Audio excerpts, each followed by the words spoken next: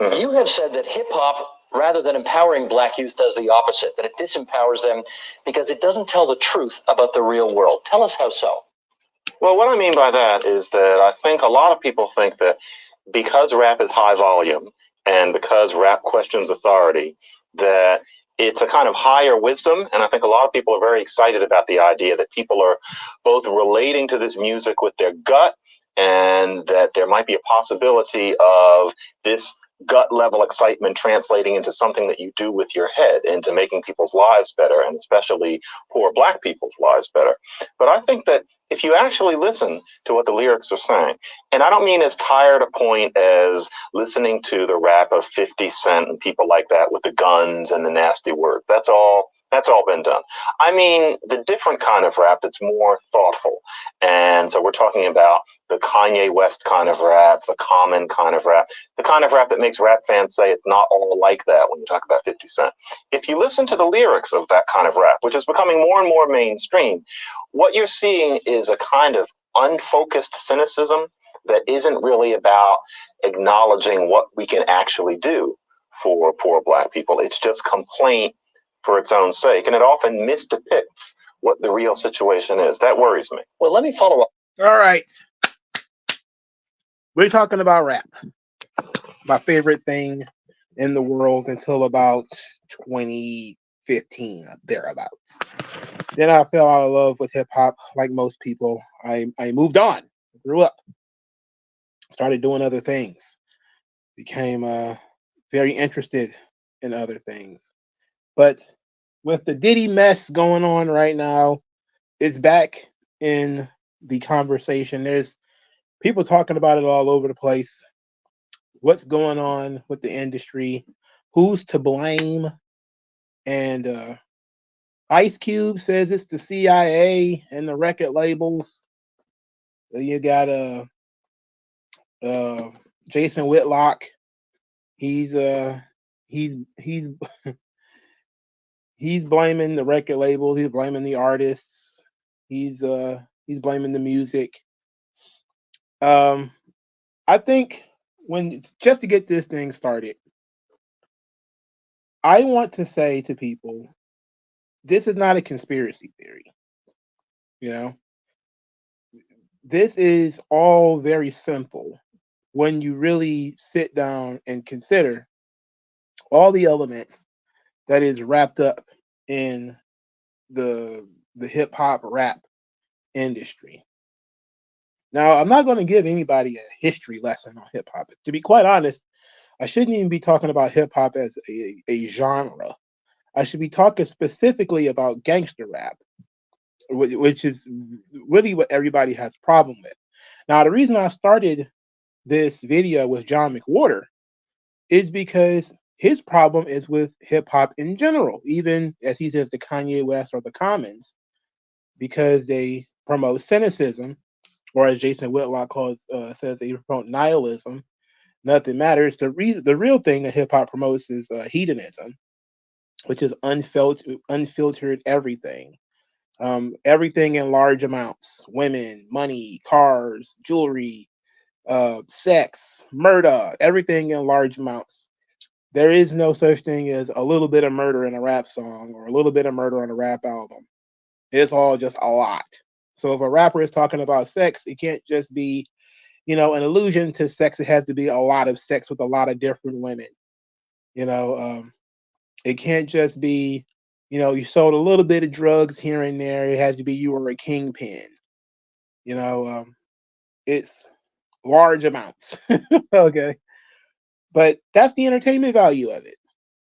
The entertainment value of it is that it does operate on such a ridiculously large, like there's not that many drug kingpins in the United States. There's just not that many. So somebody lying. So we already know that at this point we're talking about entertainment. So this particular form of entertainment has gotten a lot of people in a tizzy, and a lot of it is, coming out with the Diddy stuff. And I think it's bigger than Diddy. Clearly, it's a lot going on. So I want to just address first that this thing is some kind of government psyop. That's That really doesn't make sense. All right.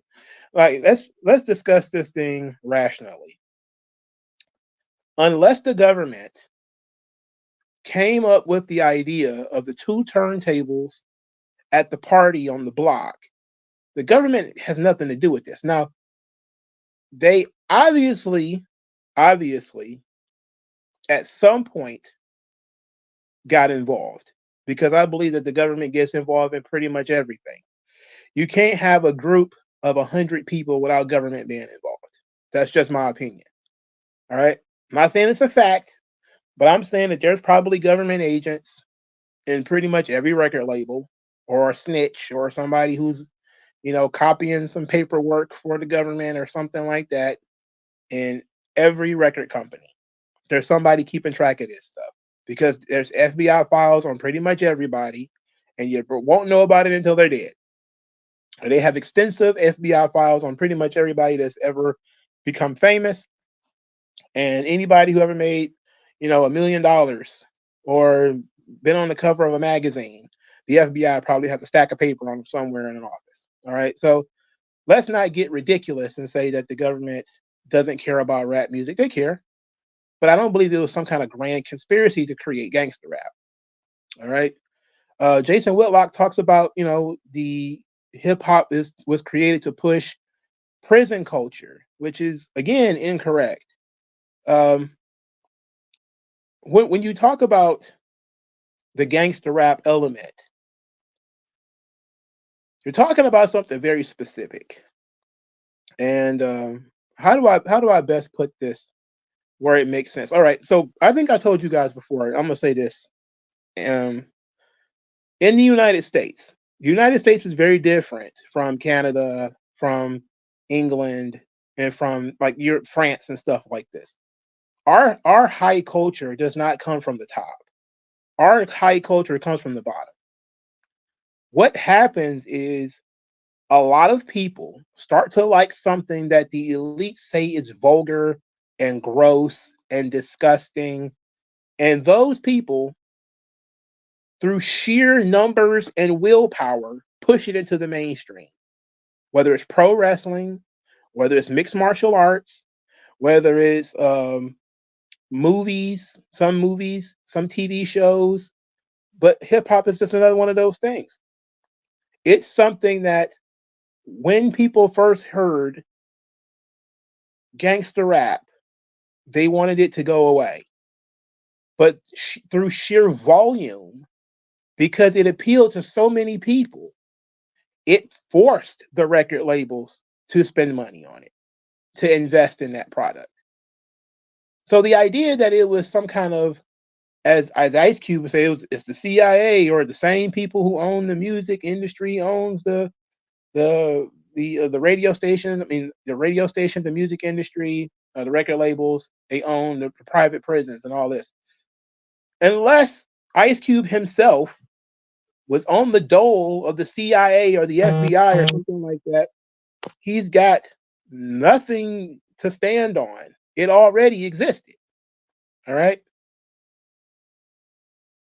The reason, the truth, the honest to God truth of why hip hop is so bad today is because it is an extension of the lifestyle that people were already living.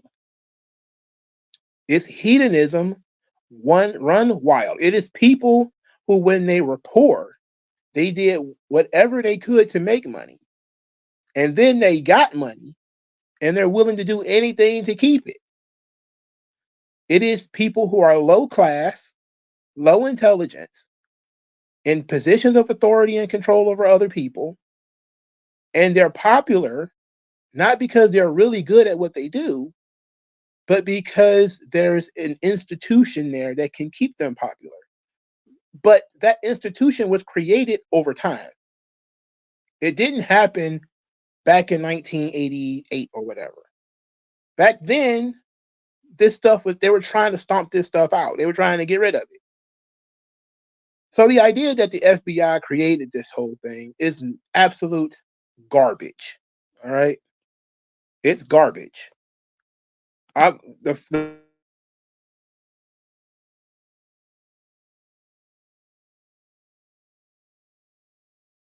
can't do too much in the way of thinking. Okay? So it's not that. When you talk about hip hop as a culture, as an idea, gangster rap specifically as a culture and as an idea, it's gangster rap is the evolution of hip hop. Much like, poodles come from wolves, gangster rap came from, Grandmaster Flash and the Furious Five. It came from the Cool Herc and the Herculoids. It came from African Bambaataa. It's not the exact same thing. It's a mutation. It is a mutation of something that already existed. Hip hop is a mutation of funk and jazz and blues, all of those old music genres that existed prior to hip hop. Just like, jazz is a mutation of the blues. Funk is a mutation of, rock and roll. All right. These things are the black experience in music evolves over time because it is a thing where for a lot of black people, music is youth culture, right? This is why when you get older, you listen to the stuff that you listened to when you were a kid. My mom still listens to the Temptations. She never got to listening to Tank, all right? She never got to Usher and R. Kelly. She never liked that stuff. She listens to the stuff she listened to when she was a kid, all right? That's it. She might listen to another song here and there, but if you listen to what she listens to, it's all the stuff she liked when she was a kid. Because for black people, and I'm guessing it's for white people too, maybe Hispanics as well, music is about youth culture. All right. So that means when young people get in a position to make the music, they are going to make the kind of music that they want to make that reminds them a lot of the stuff they listened to when they grew up. You know? So this takes us to something like sampling, right? So you have various DJs, it always starts with the DJs. The DJs used to be the stars of the show. Again, I said I'm not going to give a hip hop, history lesson. I'm not fit to do so. But I want to make sure that everybody understands the DJs used to cut records, with the two turntables and all this, and they would run it and just scratch the records or whatever to make it fun, to make it danceable. And then from there, you would have the MC. He would give commands to the crowd, move the crowd or whatever. Put your hands up, dance, do this, do that, whatever. Sampling is that they used to take songs that they liked when they were younger, or songs that they had gotten into for however reason, and that's what they would use. So again and again, these things would grow. All right. And they would mutate over time. Very interesting that people completely ignore this because, again, it is young people taking what they have been exposed to and changing it and twisting it to something new. They're mutating it, they're evolving. And it started out as regular party music, of course. And then it became music where you could lay a social message on it. Now, the social message, has always been in music. Marvin Gaye's Mercy, Mercy Me, a lot of other kinds of music. It would have the blues was really good for having social messages, especially about relationships and different things like this. So hip hop was the same thing. You wanted to lay a social message on your music. So now the MC becomes a little bit more important because now he's got a rhyme. All right. So he starts putting the rhymes on it. I think DJ Hollywood started that whole thing. I was just reading a book on this. It might slip my mind. I might be giving credit to the wrong person, whatever. But ultimately, once the rhyming starts, it becomes a competition where one guy who's rhyming thinks he's better than the other guy who's rhyming, and this is where you get battles, right? So you start getting guys who are competing on record. Who's the better MC? Who can rock the crowd better? Who has better rhymes? And from that point, the rappers start to take off. They become the personalities. The DJs fall back. They create the music, or they set the scene, and the rapper just takes over. The social message comes from whatever the rapper was experiencing. The rappers can only really rap about things that they've experienced, or things that they've read about, and things that they know about. So when you started having MCs who had experiences that they could then absolutely use on record, and those experiences were not necessarily positive, then you had the pseudo gangster rap starts. Okay, I believe it was Grandmaster Flash and Furious 5. They started doing songs about the streets, and I believe they even did a song about cocaine and that kind of stuff, white lines, things like that. All right. So when you do that, you open the door for all kinds of music, all kinds of topics and subjects that are going to be discussed, and how these things are going to be discussed. So now you're going to have people taking things the way that they want to take it. All right. Yeah, Eric Clapton wrote songs about a lot of people did. A lot of people wrote songs about drugs. Gil Scott-Heron wrote songs about drugs. There's a lot of songs about drugs and sex and money and stuff like this. And it's not done in a vulgar way, because it was done in a way so that you could play it on the radio. Yeah, it's literally called cocaine, right? Whatever happened to the MCs? The problem is the MC has mutated. Now the rapper is a lot different than the MC. It's the outgrowth of what an MC used to be. Now the MC is basically a hype man. The MC used to tell you to put your hands up, blah blah blah blah, do all this, do all that. Now the rappers don't really do that. They have the hype man do it, to motion for the crowd to do things, clap or whatever. So it is what it is. But so the rappers are utilizing what they've experienced. So once you realize that the rappers are utilizing what they experienced in their music or in their lyrics,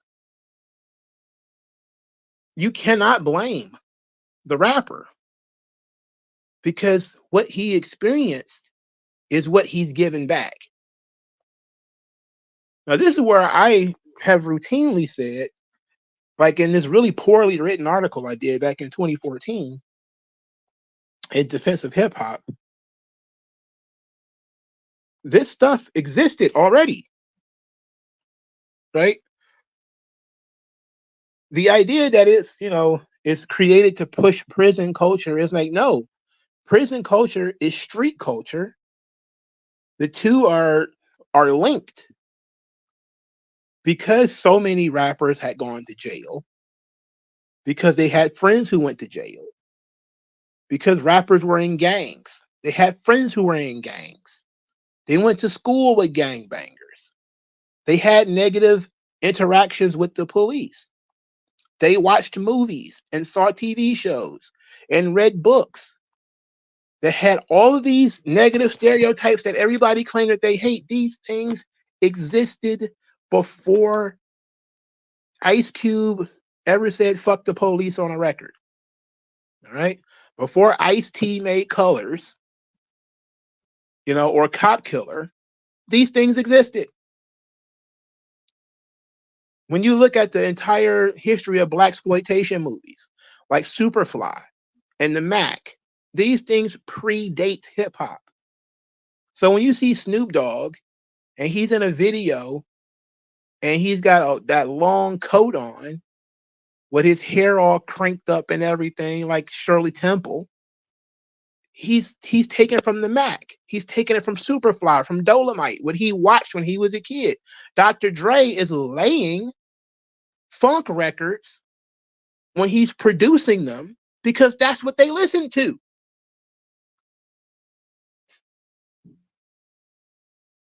You know what I'm saying? You cannot blame them for that. Snoop Dogg is taking the image of the pimp that he saw in movies and in TV shows when he was a kid and taking that image in the 90s. Dr. Dre is taking those old records that he heard from 1970, whatever, remixing them for the 90s. That's literally what's happening. All you have to do is be smart enough to notice and put those two things together. So it's not a psyop. It's not a conspiracy. It's literally people living out their fantasies. It's a fantasy. They always wanted to be the Mac. They always wanted to be Dolomite or Superfly or whatever. And now they have the opportunity to do that. These things already existed. You can go back. There's a documentary called 80 Blocks from Tiffany's. It's about gangs in New York in the 1970s, the Skulls and the Nomads. Gangster rap didn't even exist yet. But you had gangs. So what would make you think you would not have musicians who were in gangs? Why would you think that you would? The Bloods were like, I think the first street gang were the Bloods. Maybe it was the Crips. I'm thinking the other way around. Which was kind of an offshoot, kind of the Black Panther Party. Now we gonna get into the Black Panthers eventually. We're gonna get around there. But gangs have always existed. Cartels, mafia, these things have always existed. They weren't always treated like the heroes of the story. You know, that's the one problem I have is that when you talk about the mafia, the Italians, they may play that stuff out, but they never really treated these people like they were heroes, like cultural heroes, which is what you see Black people in the United States doing. They treat these folks like they're cultural heroes. So after you watch and see that the producers is just mixing records that he heard when he was younger, the rapper is just spitting rhymes based off of the stuff that he's experienced and the things that he watched on television when he was younger.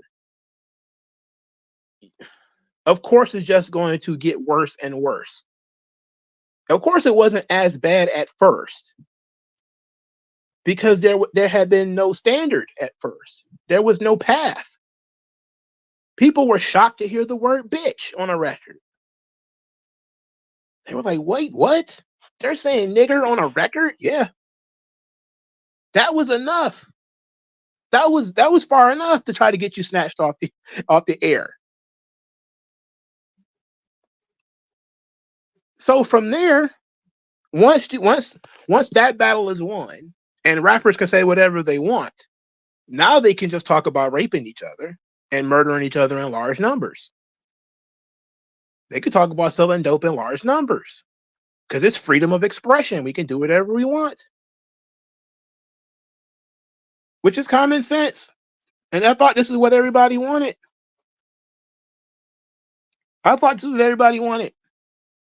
When C. Dolores Tucker and all these religious leaders were standing up in front of everybody in the early 90s, trying to stop hip hop, telling them to ban Snoop Dogg's album and to ban the music, people went out and bought more of it. That's what happened. If the record labels tried to stop it, they were called racists.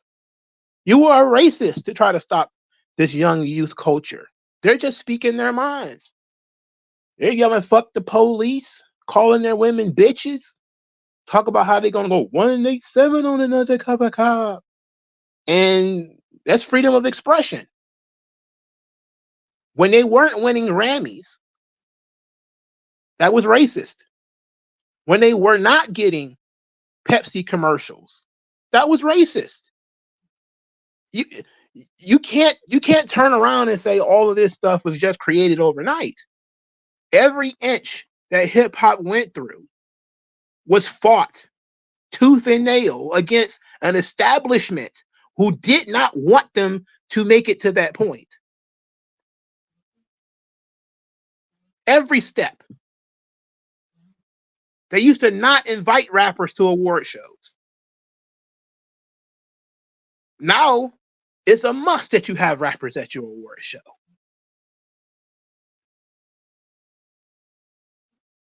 That's what they wanted. That's what they pushed. And it's unfortunate that people don't see it this way. But then Nelson George, he's a very famous music journalist. I read 3 books from Nelson George. I ended up giving them all away. He is a fantastic music journalist. I read Post Soul Nation, Hip Hop America.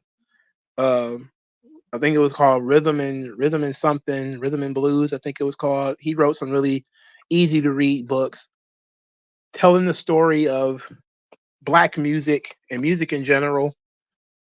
And I listened to an interview he did where he talked about rap being youth culture and how hip hop started to go mainstream. And he mentioned that hip hop for a long time was not really embraced by even the middle class Black publications like, Jet, Ebony, and stuff like this. That what happened is Run DMC started doing the mixtures with rock music. And that took it mainstream, because now white people are listening to it. Then the Beastie Boys happened. Now, young white people are listening to it. And it's becoming more and more undeniable. Now you can't really escape it too much.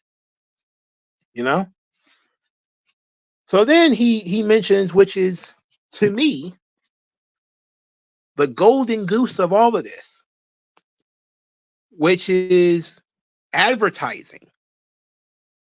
Once the advertisers start getting involved, now you got a culture. Now you got something people are willing to invest money in. So from there, you started getting the Source magazine, which was created by Dave Mays, who was a white man. In fact, of the 4 major hip hop magazines, I don't count Ebony, I don't count Jet, because those are things existed before. I don't count Essence or Vibe. Vibe was more of an R&B magazine. But the Source, Double XL, Murder Dog, Ozone. All right. Ozone was created by a white woman, Julia Beverly. The Source was created by Dave Mays, a white man. Double XL magazine was created from, much like, Pro Wrestling Noah or the AWA. It was sort of an exodus of people who left the Source and left other magazines to do specifically a hip hop magazine. And then Murder Dog was created by a Sri Lankan name. I think his name was Black Dog Bone or something to that effect. I think I wrote it down, but I'm not looking at my papers right now. And when you think about Double XL, The Source, Ozone, and Murder Dog, they all had they all existed for a reason. So Double XL existed because people were unhappy with The Source. The Source existed because no other magazine really focused specifically on hip hop and rap music. People were unhappy with how The Source were doing things, so they focused on Double XL. So Double XL was created. Ozone was created because the Source and the Double XL, they have East Coast bias. We're from the South. We're going to have our own thing. And Murder Dog, same thing. Double XL, the Source, they have East Coast bias. We need our own West Coast magazine. So that's Murder Dog magazine. So once you have advertisers enough to fund these magazines, you have a culture. Now, it took a while because I think Ozone wasn't created till like 2002 or something like that. So it was definitely over time. It was a growth. For a long time, the Source was the only one. And then you will occasionally have hip hop brought up in other places. But once you start having advertisers willing to sponsor the tours, willing to put rappers in commercials, willing to really spend money on those artists, okay, now you can't stop it. MC Hammer comes out, sells 11 million records or whatever, is doing Michael Jackson numbers for a short amount of time. Run DMC, making tons of money. LL Cool J, making tons of money. EPMD, they all come out, they're selling gold records. You can't deny this. Even if you wanted to, you can't deny this. In the music business, there are far more failures than there are successes. Far more failures. If you can sell a gold record, you are in the, I believe it's in the maybe the top 1% of all artists. Maybe that's an exaggeration. But most artists don't make that money back. So if you're running a record company and somebody is able to make that money back, you're doing a bang up job. You're not going to ignore that. So before you blame the record labels, recognize somebody had to see proof of concept. There had to be people at these parties to see how all these young people are acting. That's people like Nelson George, who are writing articles in magazines telling you that young people are really vibing with this hip hop thing. This is what they're into. They're having block parties. There's guys with boom boxes in their trunk of their car. They're showing up to any park during the summer. And yeah, it might be vulgar. It might not be that original. It might be loud and raucous, but this is what people are listening to. There's people out here who can slang tapes of them rapping out of the trunks of their cars. Guys like E40 did that. Master P did that.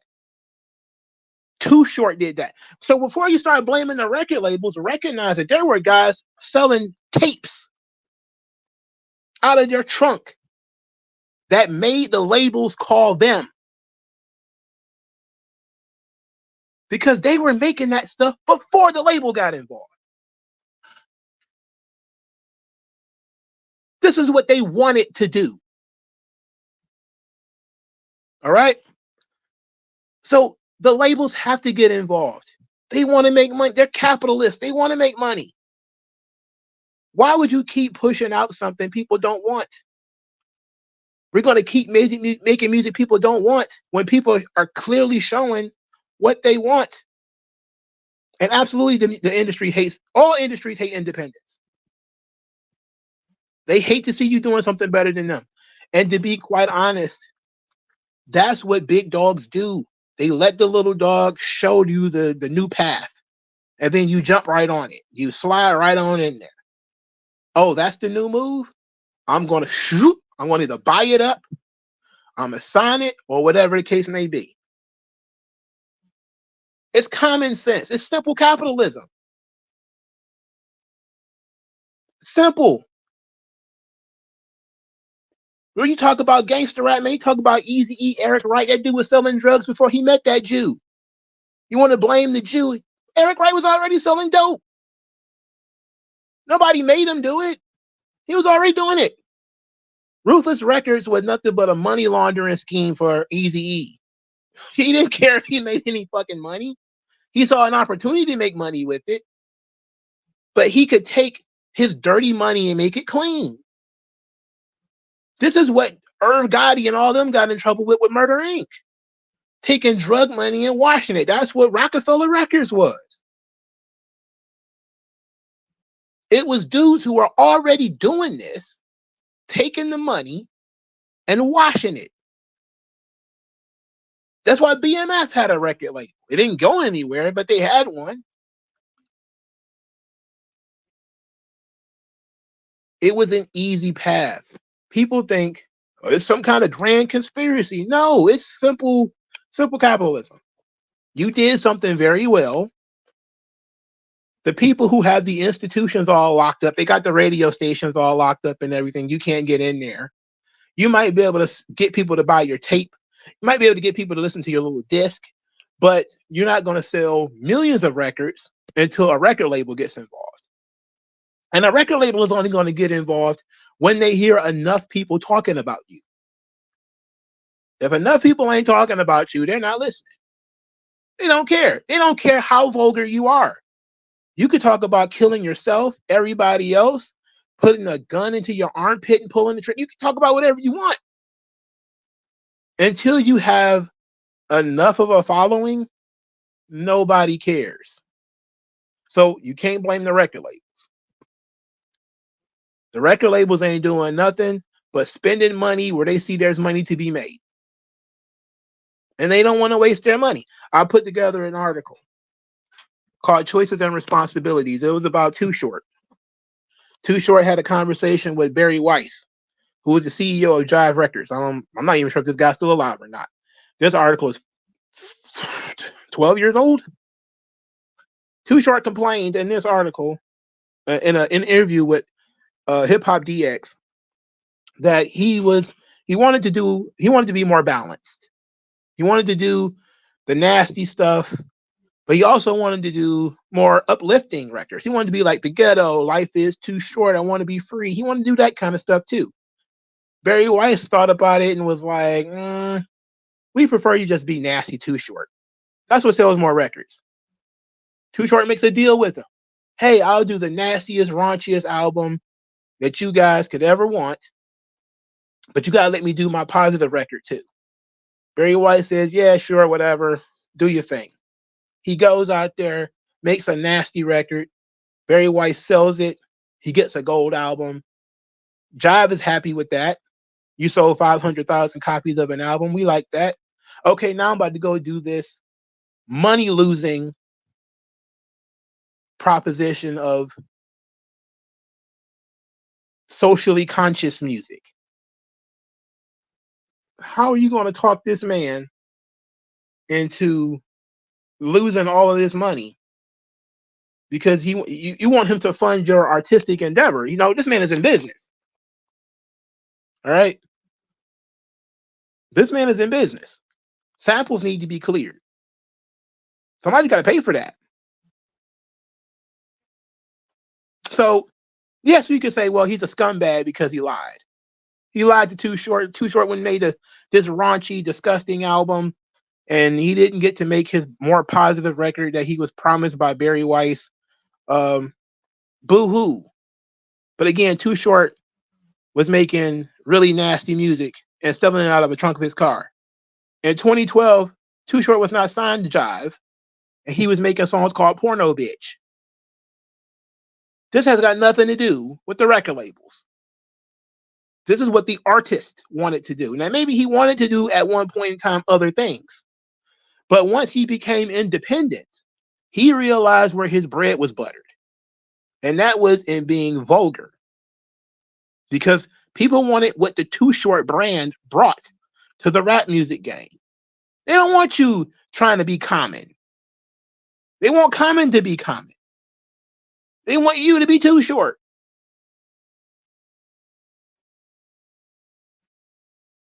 So the idea that, the record labels, they're using the boys. Oh, the boys they want to be used. That's why they all go and show up and looking for these contracts. They want to go see the world. They want to get out of their neighborhood. That's why so many of them lie about what they do.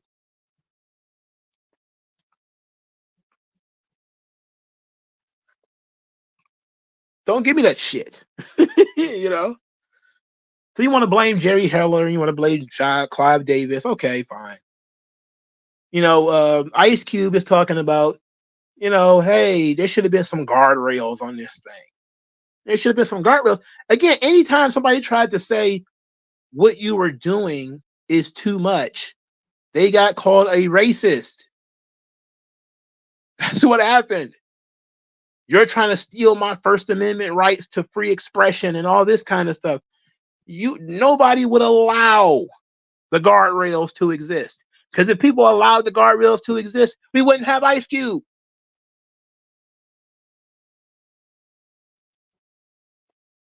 That Ice Cube interview was the craziest thing I'd ever seen. Because that man accepts absolutely no responsibility. None.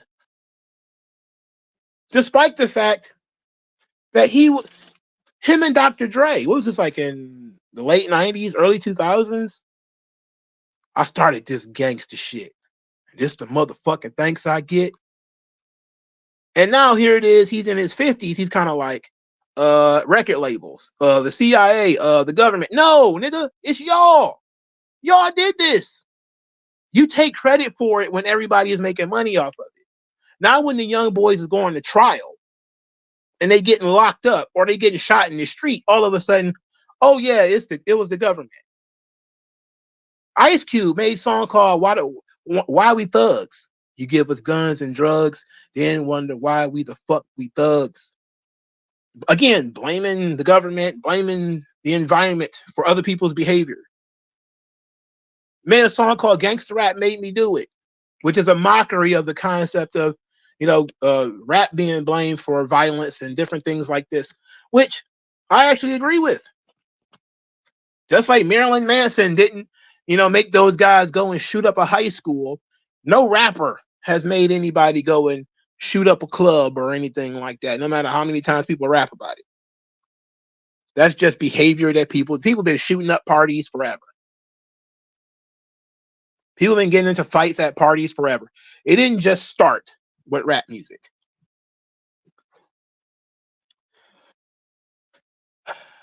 "40 years of this guy taking credit for the gangster rap. Now all of a sudden he's backing off. Yeah, I mean, come on. I love Ice Cube, but get out of here with that, okay?"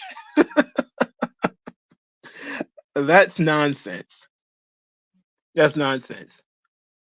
When some rappers, because remember, when people used to invest in rap, they didn't always invest in gangster rap. Sometimes they just invested in people like Will Smith, like LL Cool J to a degree, Will Smith. I said Will Smith, right? No, yes, I said Will Smith, LL Cool J, Run DMC. Later, it would be like Nelly, Ludacris, guys who may have had some tinge of gangster rap in there, but mostly it was party music. They had a nice cleaned up image. That's what they were investing in. You didn't see too many people giving money to DMX. You didn't see a lot of people, throwing money in his direction. In terms of sponsorships and stuff like that, because he was constantly in jail and had a lot of other stuff going on. So, but ultimately, all the avenues that would have stopped hip hop's growth, where the doors were absolutely blown off, because one, even if they never won a Grammy, they were selling tons of fucking records. And you can't stop people from buying the records. They tried that. They tried to ban these albums. Calvin Butts, C. Dolores Tucker, they all tried it. They said the music was vulgar. It disrespected women. Everybody shrugged and said they didn't care. They called you a coon. They called you a racist and a coon. Michael Jackson had rap stuff in a song. What was that, Jam? It became everywhere. It became ubiquitous. It was in everything. It got to the point where now in 2024, rap is in every other genre. Every other genre has rap in it. It's that bad. It's literally that bad. Rap has proliferated through everything. It completely consumed R&B. R&B is nothing but harmonizing rap now. And it has been for 40 years almost. Since R. Kelly.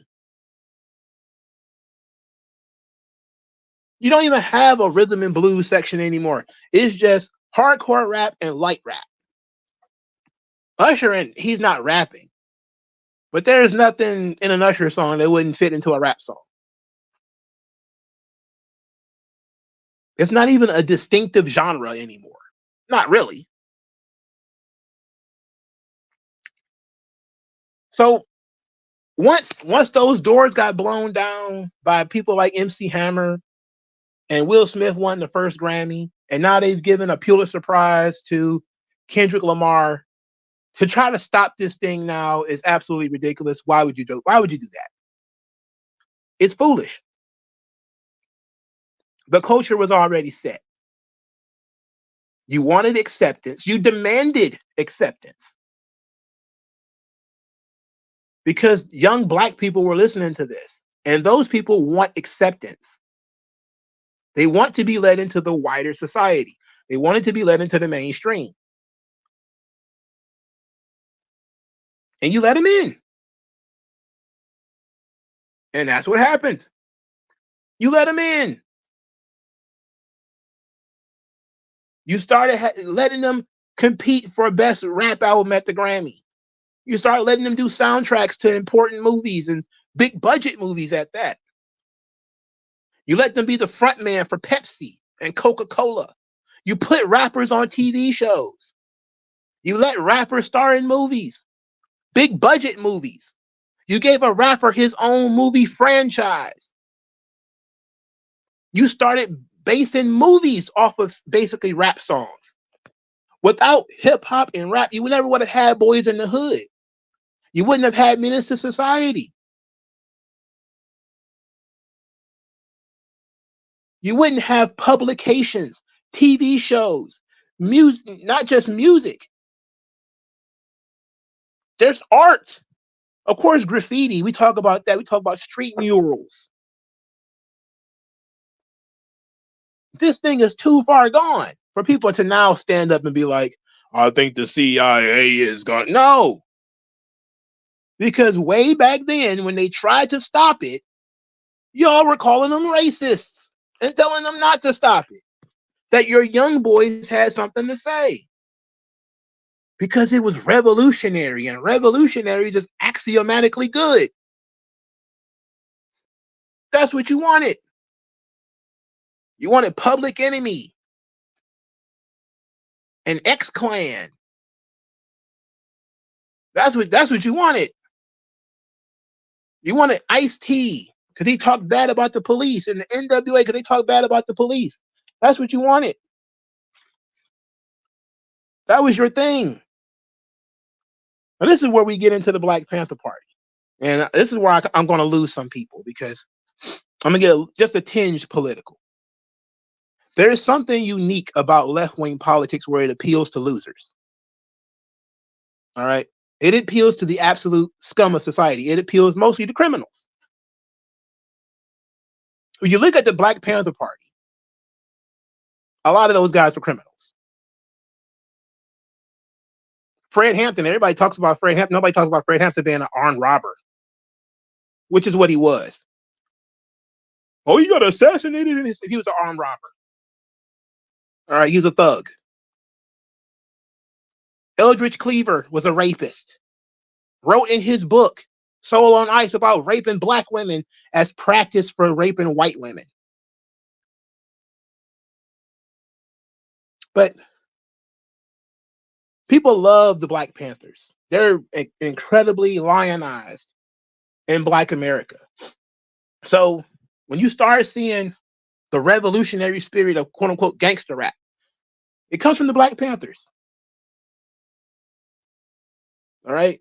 That hardcore fuck the police kind of, you know, That came because a lot of those guys who growed up in the 60s and the 70s and in the late 80s lionized the Black Panther Party.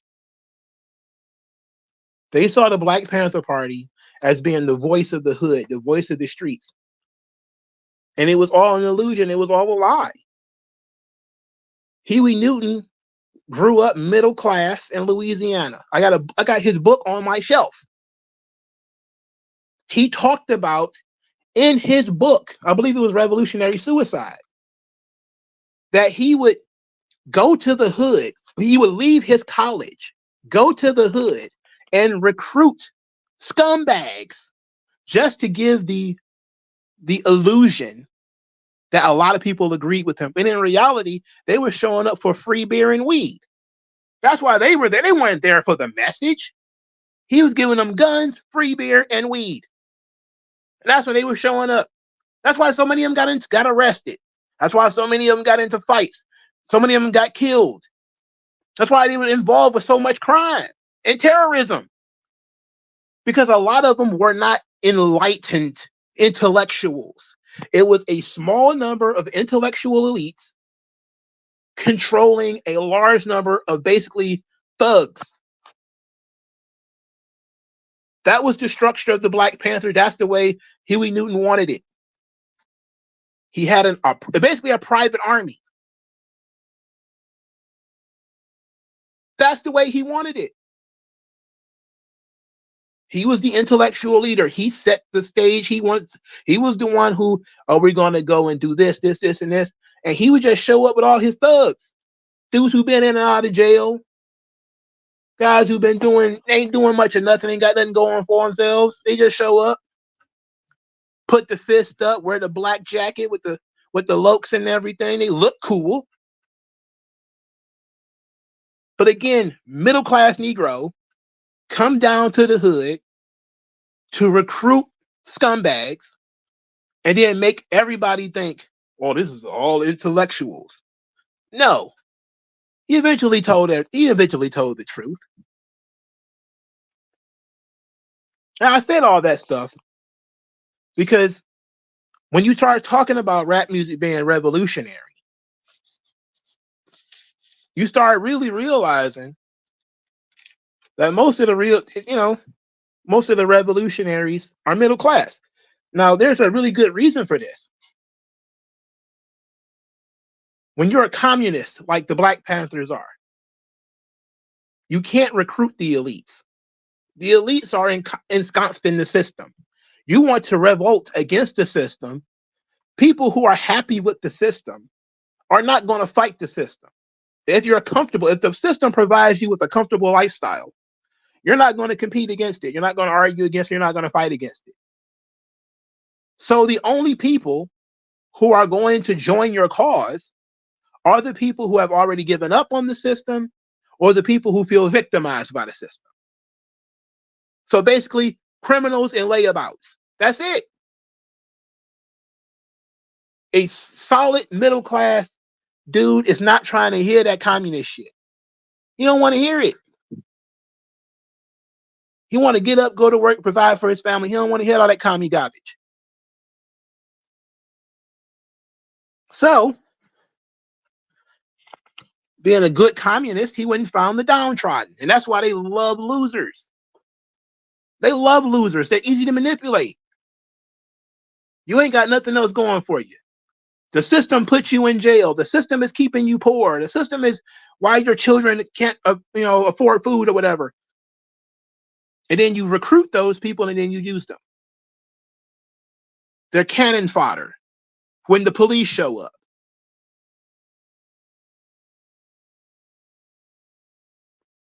Every time when you look at the left-wing politics, they always recruit losers. Always. Scumbags. Always. The French Revolution, they stormed the Bastille for a reason. Empty the prisons. We're going to recruit all the criminals because they don't have no stake in the system. They're willing to destroy it. All the people at the top, they're too comfortable. They're not going to fight the system. So when you have a music that is now going to put a rhythm to your revolutionary spirit, your desire to recruit losers, what do you think they're going to listen to? You think they're going to sit back and listen to Bach? You think they'll listen to Beethoven? Or are they going to listen to the person who says you're broke because of the government, or you're broke up because of the Republicans, or you're broke because of the Democrats? You're broke because of the system.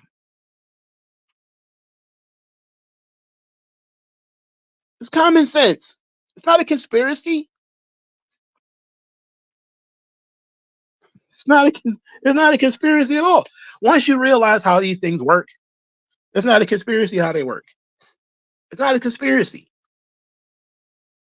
It's natural.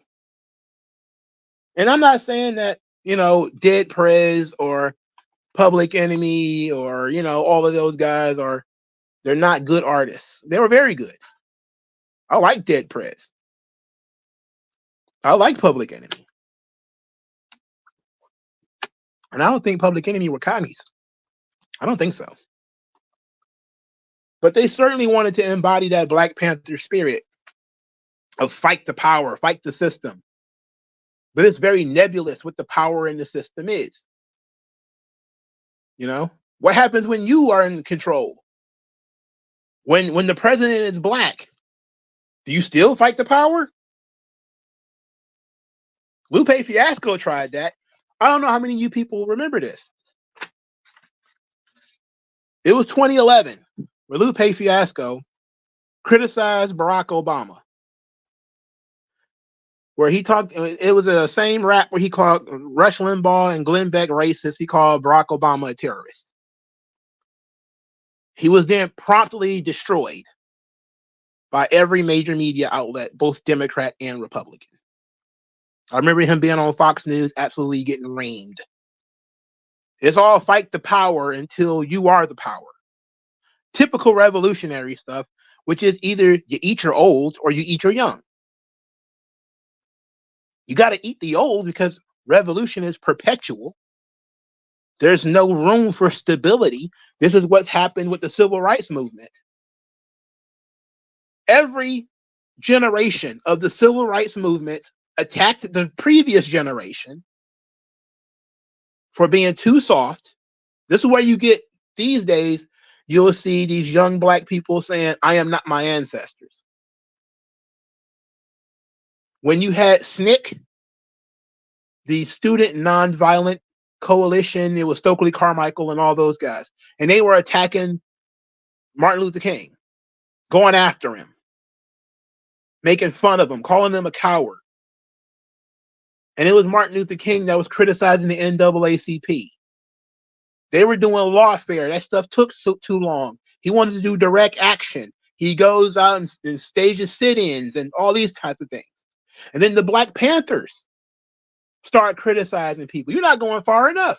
Oh, y'all doing sit-ins? We need to start blowing up buildings. Oh, you a racist? You don't get to have a store. Which is exactly what you hear from these commies today. Every generation is more radical than the one before it. So when you have that revolutionary spirit entrenched into your rap music, every generation is going to be worse than the one before it. Because revolutionaries abhor stability. You don't get revolution from people who are stable. You have to keep things in perpetual chaos. Perpetual chaos. That's chaos forever. You can't build a life on chaos forever. It's just not going to work. Eventually, you have to start building something. Now, people who were talking about building things, they were called backpack rappers and all this kind of stuff, and they were marginalized. It was revolution forever. Fuck the police forever. And now you're surprised that the video girls are now rappers? Oh, Puff Daddy had some female rapper as a sex worker. Are you surprised? You're surprised by this? I assume they all sex workers anyway. And I've been assuming that since 1995. Are you... Somebody had to put it in black and white for you? How do you think these women got in these circles? It's the same thing I was saying when I was talking about Didi the first time. Absolutely. If you don't have any money, you better have some ass. That's the only thing they care about. What can you do for me? For this access. You want to have access to somebody who's got $500 million or more? You better be providing that guy with something. You either better have a serious fucking talent he can monetize, an ass he can poke, or you better have some money that you can give him. Otherwise, why is he talking to you? He's wasting time talking to you. So I assume they all hoes already. It's just that you found one hoe to make fun of now. But they're all hoes. And the men are too. And it's been that way for a long time. All right? So, I lost my train of thought. We were talking about the Black Panthers a little bit. Black Panthers did a really good job of creating these losers. Society built on losers. 60s, 70s music. Rap in the 80s was a lot more diverse. Rap in the 80s and in the early 90s, very, very diverse. You know, these guys did a really good job of keeping the party records going. Because in the 80s, you had a lot of people who were popular and famous and stuff. And they weren't all gangster rap. You know, sometimes you had Slick Rick. You know, you had Children's Story, Teenage Love. You know, he was a really good rapper. It wasn't a gangster rapper at all. You know, even though he ended up going to prison. He ended up not being a rapper. Not much of a gangster rapper at all. You know, Big Daddy Kane, he still performed. Like, he danced with his rap songs. You know, Rakim, highly intellectual, philosophical. But then you also had Run DMC. Then which is, you know, they would do the hard rock stuff sometimes, and they made more mainstream crossover music. And then you had Houdini. You had Biz Markie, of course. You had LL Cool J, I Need Love. First hip hop love song. He got lambasted for that too, by the way. That's what led to him getting dissed by a bunch of people. With him starting making stuff like Roundaway Girl and I Need Love, he started getting attacked. People were like, oh no, he's making love records. What is he doing? He's making girl records. Boogie Down Productions, KRS. You know, as we crossed over into the 90s, you started getting Tribe Called Quest. De La Soul. I'm not a big fan of De La Soul personally, but, you know, they were there. You know, MC Hammer was still there for a little while. And then I think about 94, things got, you know, things hit a wall. By 96, it was over. All that eclectic rap stuff that y'all like so much, please. No. Gangster rap was the shit from 96 forward. You occasionally would get you a Kanye West that would pop up in like the 2000s, or a Lupe Fiasco that would become like a mainstream rapper without being a gangster rapper. But from 96 forward, pretty much everybody was a gangster rapper. Anybody who they played on the radio regularly was some version of a gangster rapper. Okay, so from the 80s, from like the mid 80s, maybe even some of the early 80s, to like 93, 94, was some of the most eclectic, brilliant music ever made. Yes, you had Ice-T there talking about killing the police, and you know, guys talking about murdering each other and all this kind of stuff. You had Schoolie D there. There's a lot of stuff that was there. All right, but you had a lot of counterbalance too. You had your commie shit. Your Public Enemy. You had your head rap music. Your Backpackers, your Tribe Called Quest. You had that stuff. And that stuff was being played on the radio, and it was nice, and it was different. It was something that would be not your mama's favorite thing, but it wouldn't piss her off at all to listen to Bonita Applebum. She wouldn't be that mad. As opposed to you sitting in your room listening to Snoop Dogg and Dr. Dre talk about 187 on the Undercover Cop. It's a difference. It's a difference. And things changed a lot in '96, man. It was just really sad to watch these things fall apart the way that they did. It was embarrassing. But but basically we lost control of the culture. We lost control of it. Once the money came into it, the artistry went out the window. Art, whatever. Let's get that dough. You know what I'm saying? Now, another thing that people like to talk about is drugs. Hip hop with the drugs. Now, the fact that a lot of rappers are drug users, that started in the South. I hate to break it to you. Yes, a lot of guys like, Bone and Snoop Dogg, they talking about drinking 40s and all that kind of stuff. And I get it, the weed in the 40s, but that snorting coke and snorting heroin. First time I ever heard of a rapper snorting heroin was BG. On his album was talking about snorting heroin. I had never heard that before from a rapper. Rappers are talking about selling drugs all day. But doing drugs? Okay, that's new. That one was new.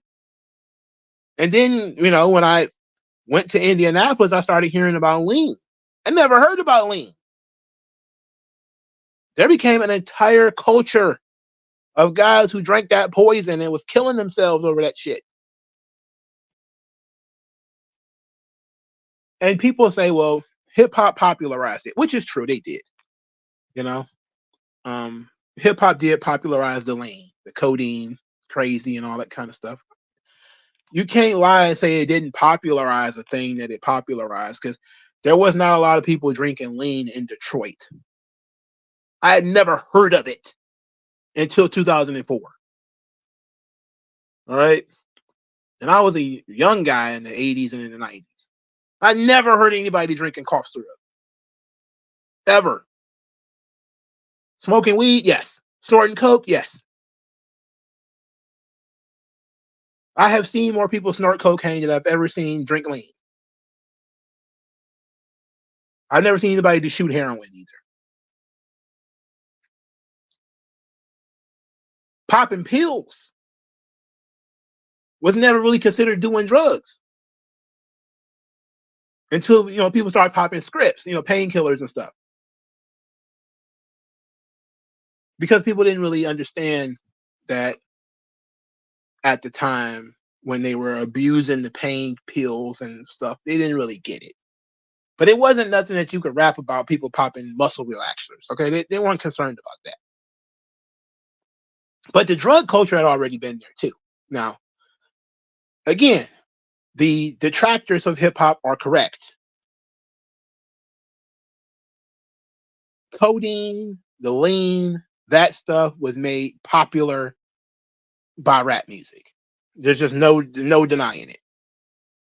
Most people, that was a highly regionalized thing that became national. And they say that about gangs, but it's not true. Okay? They say, oh, gangs were highly regional, and then maybe the gang itself franchised out. Like, there were never Bloods in New York until, like the 90s. I've heard. I don't know. Maybe people from New York maybe know. There used to not be Bloods or Crips in New York, but there were gangs for sure. There were gangs in Detroit. We had similar gangs to Chicago, but it wasn't Bloods and Crips. It wasn't you wear the wrong color. It was if you was in the wrong neighborhood. But it's gangs nonetheless.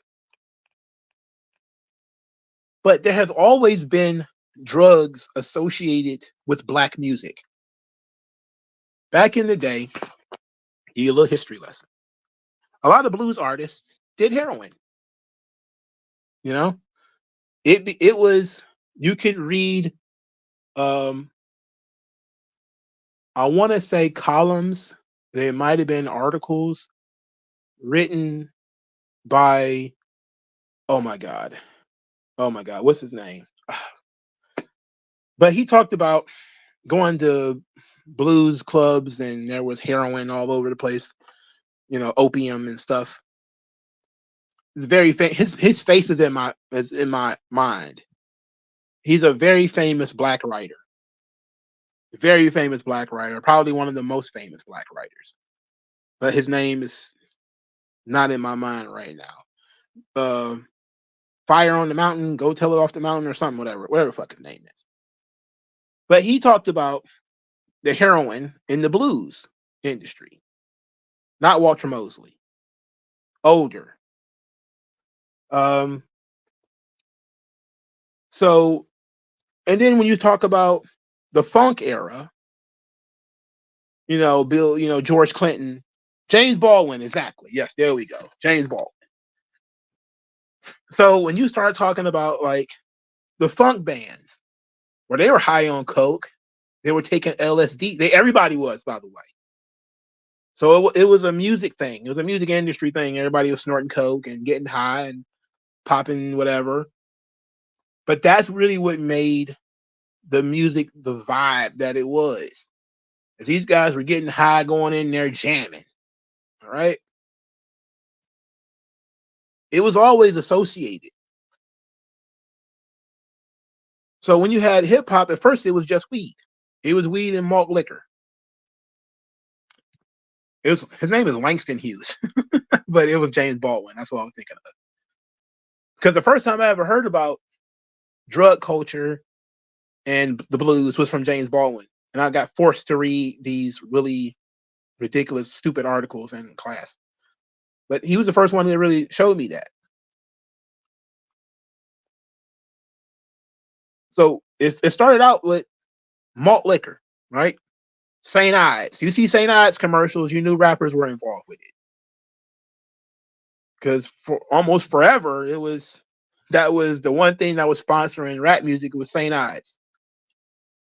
You started seeing people complain about this though, as malt liquor was driving people crazy, making them hear stuff and see stuff, and they were out there causing all kind of drama, drinking that damn malt liquor,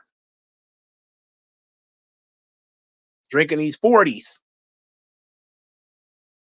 Drinking them 40s was a motherfucker. The commercials were great. The commercials were fantastic. But they sponsored a lot of that became like the chief drug of rap music was malt liquor.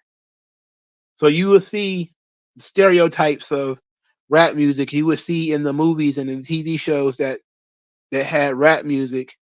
You will see oversized clothes, lokes, and malt liquor every single time, especially in the 90s. In the 80s, you might have saw Cuban link chains, four-fingered rings, and maybe a gold tooth here or there because of Slick Rick and Rakim. Maybe they wore a Kango hat, maybe an Adidas jumpsuit for a Run DMC, but you could always tell when you were looking at somebody who was supposed to be a rapper type of character because they were a four-fingered ring, Cuban link chain. Then in the 90s, oversized clothes, lokes, some bandana tied somewhere in some way, and a brown paper bag with a 40 in it. Then it became weed. weed became almost synonymous with rap music. And that's how it was for a long time until the codeine hit. And then after that, the Xannies, the perks. At that point in time, I think I got a little too old to follow the drug culture that's associated with rap music. I didn't see too many people in my age group. We would have been 20 in 2004. I didn't see a lot of those people adopt the codeine thing. I saw people try weed because they thought weed was not a problem. You know, weed comes from the earth, and they were listening to Bob Marley and all this kind of stuff too, right? But not a lot of people made that transition to codeine. You know, not a lot of people did that. Fewer people made that transition to popping perks and Xannies and all that kind of stuff.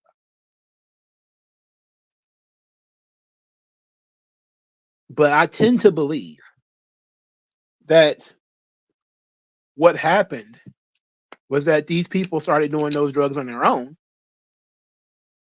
And as a way of showing that this is the next elevation of party music. If you party, first you just party, you like to dance, you do the latest dances, which might be, break dancing or pop locking or whatever. And then you get drunk and you dance, which is fun. And people still do that. But then you get high, and you might not want to dance high if you're on weed. You might just want to bob your head or whatever. And so they have music specifically for that. But then they want you to get a little bit more fucked up.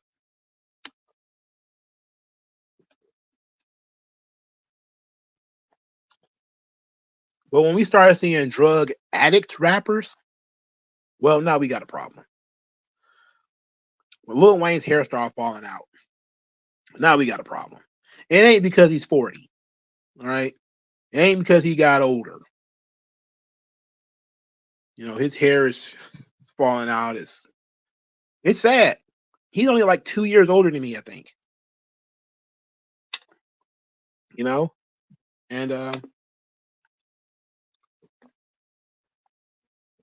he looked like somebody pulled him out of the gutter by his head.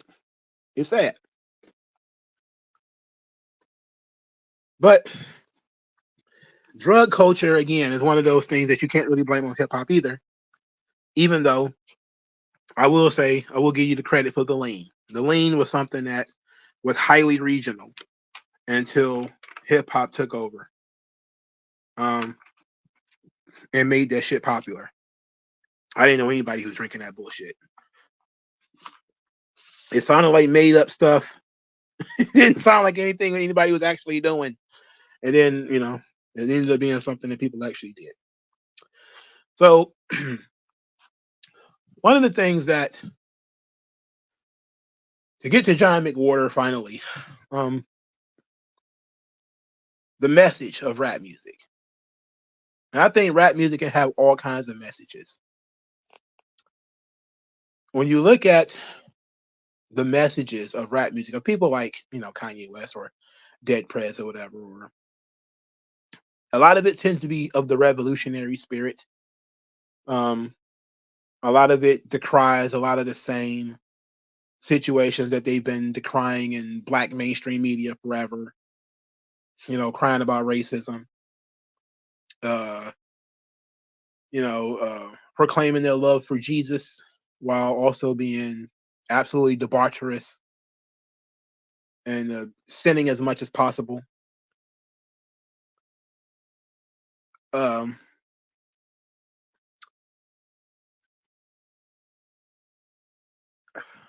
It's hard to argue with what Jason Whitlock said about rap being nihilistic. Nihilism being the concept that nothing matters. Have fun, nothing else matters. You might not see tomorrow.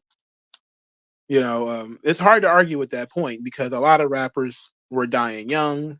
They had friends who died young. Most of these guys didn't expect to be old and to get old. I'm pretty sure Snoop Dogg wake up every day and is surprised he as old as he is. you know, because if he just stayed in Long Beach, he probably would have been dead 30 years ago, especially since he was gangbanging, like legit gangbanging, not pseudo gangbanging like our boy Tupac. You beat me to it. AJ3 is jumping ahead. You're jumping ahead. But I'll do you one better. They brought hip hop to the NFL. Deion Sanders, primetime. Deion Sanders had a rap song. Now they were rapping before Shaq was rapping before Allen Iverson showed up. But what Allen Iverson brought to the NBA was that street culture, and that's what they didn't want. They didn't want that. Now ended up making them a lot of money eventually, but they had to fight for it because Allen Iverson showed up. He's got tattoos. They wanted him to cover his tattoos. He didn't want to have to cover his tattoos. He had long hair, it's braids, the attitude, everything hip hop. Allen Iverson brought to the NBA. He wasn't rapping first. Shaq was already doing that. But everything, the aesthetics of hip hop was Allen Iverson. And the NBA did not want that. They didn't want it. They didn't want Kobe rapping. No, Shaq was beyond at that point. He was, bigger than the league. He's going to drop a rap song or whatever. No, not it wasn't gangster rap, Deion Sanders, but it wasn't R&B. The entire primetime gimmick was rap. It was rap from the very beginning. Now, it wasn't hardcore gangster rap like, those guys would try to do in the late 90s, early 2000s. That was, guys trying to be gangster rappers. But again, the NBA started to be influenced by young guys. Really young guys who grew up on gangster rap music. And what did they do when they tried to get Allen Iverson to cut his hair? What did they do when they told Allen Iverson to cover up his tattoos? What did they do when they said they didn't want these and one dribbling ass niggas on their basketball teams? They got called racists. That's what happened. You got called a racist, and then they like, oh no, I don't want to be a racist. You're here, do whatever you want. Here, do whatever you want. The NFL, they ended up. The NFL win some, lose some. All right, because the NFL, the guys now can have long hair. They fought that for a long time. I don't know how long the NFL fought guys with dreadlocks and braids, and they fought that forever. The NBA capitulated almost immediately to that stuff. It took a little bit of while for the NFL, but eventually they got to it. But now you got basketball players that got tattoos all over the place. Braids, dreadlocks on every goddamn team. Yeah, they had a they at the time they instituted a dress code because of what Allen Iverson was doing. They instituted, and they said it was racist. Again, people think that, this rap started this. It did not. Right now, there's people arguing. Now, let's back it up. A couple of years ago, maybe 10 years or so, I believe there was an HBCU. I believe it was Hampton. Was it Hampton? I don't remember which one it was. It was like an all-male school. They did not allow boys with braids and dreadlocks. And I remember being shocked by that because I never heard that before. It was goofy that you would have no braid. It was Morehouse. Okay, it was Morehouse. All right. So it was like no braids, no dreadlocks, whatever, especially in the business school. If you were going to go to the business school and wanted to be in finance or something like that, they made you cut your hair. And people complained, they bitched, they whined. This is respectability politics. How could you do this? They're just expressing themselves. Then they started passing laws called the Crown Act, where now you cannot tell people to cut their hair. It's to protect traditional black styles or whatever. They just making shit up. You don't have to provide like a picture of a bunch of Yoruba with this hairstyle in order for it to be covered by the Crown Act. It's ridiculous. But you didn't see white people running around with mohawks either. Anytime you tried to establish any sort of standards, you got called a racist or a coon. I mean, when every people try to talk about hip hop is run amok, it's like, and they tried to stop it at every turn. They tried to stop it. They wanted these basketball players and these football players to stop saying nigga on television. They won't stop doing it. They won't stop cussing and calling each other niggas on TV. They won't. They tried to get them in suits. They won't wear them. They tried to get them to cut their hair. They won't do it. And then nobody has the balls to enforce it. Because again, it's a capitalist enterprise. What's more important? Allen Iverson selling jerseys and shoes and selling tickets to games, or you making him cut his hair? What's more important? Allen Iverson playing in this game. That's what's more important. So we don't care about his tattoos. We don't care about his braids. We don't care about his rap album. He's going to go play. It's not a conspiracy. It's simple capitalism. What's more important? The image or this guy playing this game? Him playing the game. Go do what you want. It's that simple. The only reason these universities changed, because what matters more? Getting these black students to get into your classroom or their haircuts. I have heard, when I was in college, I used to hear that the business school, Wayne State's business school, required that you show up in suits and there was no jeans allowed. There were no gym shoes allowed.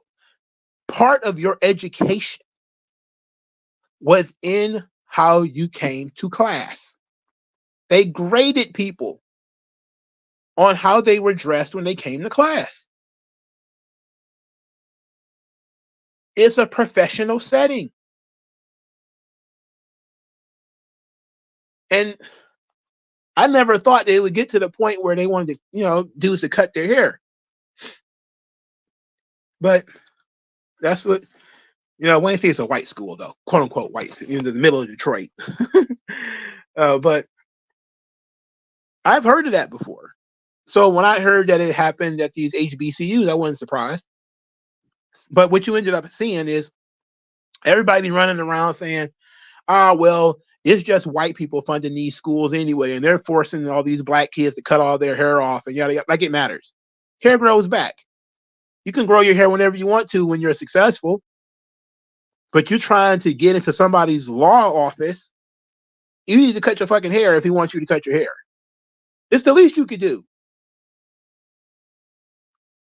If you care that much about it, okay. But they have options. But now again, no standards. You can't hold people accountable for anything. Understand, man. You need two things to have a function in society: trust and accountability. And these two things go in a circle. If you can't hold anybody accountable, you can't trust them.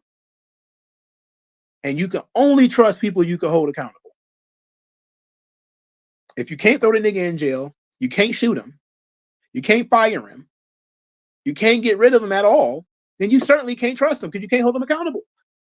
What would prevent him from fucking you over? Nothing. So why should you trust him? You can't run a society with no accountability and no. But these are the systems that we have now. No accountability and no trust. People are not held accountable for lying, for misrepresenting the facts. People are not even punished for being disloyal or being untrustworthy. So there you go. Hip hop has permeated everything. It's on to you. I'm pretty sure all of you guys have seen this new Good Times trailer that's got everybody pissed off. It pissed me off too. I very rarely look at things and get offended, and I was offended by that. I thought it was the worst thing I've ever seen.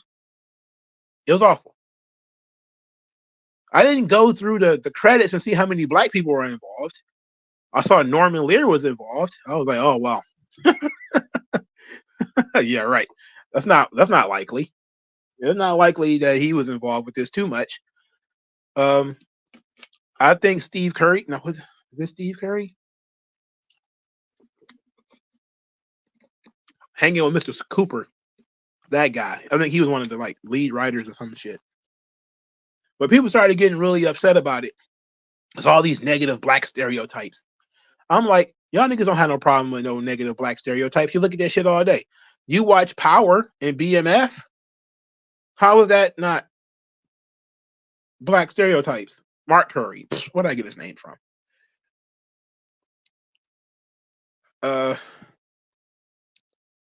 Y'all watch that shit all day.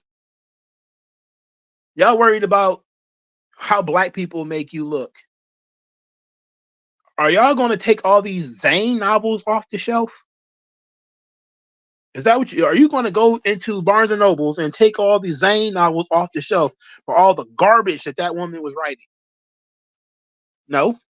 Are you going to go and get rid of all these Donald Goines novels, which are basically blaxploitation novels? No. Oh, okay. You don't have a problem with your stereotypes. You don't care about that. No, you don't care. Nobody cares until they can't get paid. That's when they care. You care when you can't get paid. Some of the people who are most stereotypical are other black people, if we're being honest. You know? The middle class blacks, mostly. They misrepresent the hood so much. It's just embarrassing. They have no experience with it. Their experience with it is no different than, fucking Bill Gates. Oh yeah, Donald Goines is tremendous. I have several Donald Goines novels. I love his novels. I also like rap music. you know, I also like, Boys in the Hood. I don't really care for Menace to Society too much. But I like it. I like blaxploitation movies. I don't mind stereotypes if the story is good and things feel somewhat natural to that world. I don't like things when they feel very, very phony. That's when I'm not feeling it. I remember for a while people were happy with the Medea movies and all that stuff, and then eventually they got tired of that too. And it was unfortunate that he was trying to make somewhat movies with a message, and then people got bored of the message. People got tired of watching him in drag and everything, which you should never have done in the first place. But that's the problem with Ben Get It In. That's the problem with the capitalist industry. Is it starts out with innovation, and as big conglomerates buy out the independents, buy out the smallers, what ends up happening is the creativity and the innovation starts to die out. And that's what happened to rap music. Again, before I get to AJ3's comment about the Pillboy video, which I'll talk about it. What happened is rap used to be regional. New York had a different sound from LA, had a different sound from Houston, had a different sound from the Midwest. Chicago was different from Detroit, even though they're very close together. And then rap went national. And now you got New Yorkers doing chopped and screwed stuff, and you got dudes in New York doing drill music, and you got guys in LA doing the same stuff that the guys were doing in Houston. and you're like, that's what killed it. You know, hip hop is the shits now because there are no more regional sounds. You know, every region used to sound different, feel different. A No Limit record was so different from a Mobb Deep record. It was so different from a DJ Quick album. You know, different content, different sound, and you can hear that stuff all over the place. You know, you can hear your more eclectic artists, but you can also hear different kinds of gangster rap that's focused on different things with a different twang to it, different drums, different samples. You know, like it used to be better. It used to be better, but now it's not. Now it's, you know, monkey see, monkey do.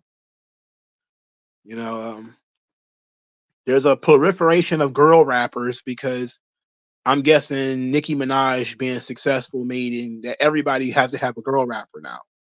So they went out and got a bunch of girl rappers. None of them are all interchangeable. I can't tell one from the other because they all take the same pictures with the same face and they hang out with the same people. They all talk the same way. They all watch the same TV shows. They're wearing the same kind of shit. There's no, you know, Foxy Brown and Little Kim are from the same goddamn borough, and they still look like two different people. Nowadays, you can't tell where these hoes from. They all look the same. They all look from Miami. Every last one of them is booty pics, extra long fingernails. They all just look the same. It's the same thing with the rappers too. You can't tell where none of these rappers are from. You know, they all rap the same. They all sound the same. But that's part of the growth. You know, that's part of the growth of it. You know, the more popular something becomes, the more national it becomes. The more national, the more homogenous. The more homogenous, the more they try to create a standard that fits in so you'll fit in.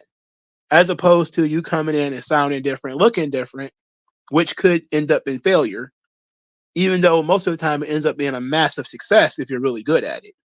You know, Nelly sounded different, looked different from every other rapper that came out. He was very colorful. You know, being from St. Louis, he was different, sounded different, language was different, everything was different. You know, Ludacris, similar. Busta Rhymes, similar. You know, Busta Rhymes and Biggie came from the same borough. You wouldn't be able to tell. They both have Jamaican ancestry. You wouldn't be able to tell. They probably went to fucking school together. They're in the same age bracket, but you couldn't tell because they were so different. They took two different paths. Busta Rhymes was hanging out with Q-Tip and A Tribe Called Quest. You know, fucking Biggie was hanging out with Puff. Jesus Christ. Jesus Christ. Yeah, like, you know, No Limit and Cash Money didn't even sound alike. They were both from New Orleans, within blocks of each other. They didn't sound alike. But now you can't even tell. Like when I first heard ASAP Rocky, I thought the nigga was from Houston. They told me he was from New York. I was like, yeah, this thing is over with, bro. It's over. You got New Yorkers copying Houston rap, it's over. Dunzo. And I'm not saying that he did anything wrong, by the way. I'm just saying that the death of the regional sound is killing rap. There is no regional sound anymore. Everything sounds the same. That's just how it is. So, and the labels did that. The labels did do that. They did homogenize the industry by buying up all the independents, by, you know, cock blocking, you know, people from who might be unique and different from getting on the radio. They did do that.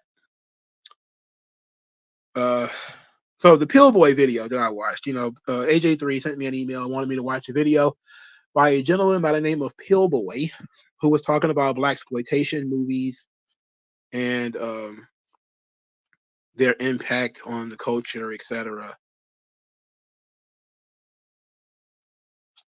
I was trying to remember what the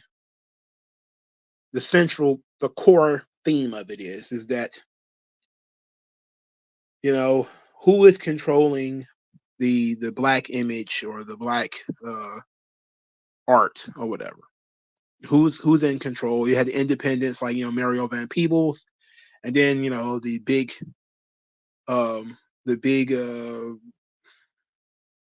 movie houses started to move in and make similar movies with black actors, and they ended up basically gobbling up that entire industry. But it's the same thing that I'm talking about here. All right.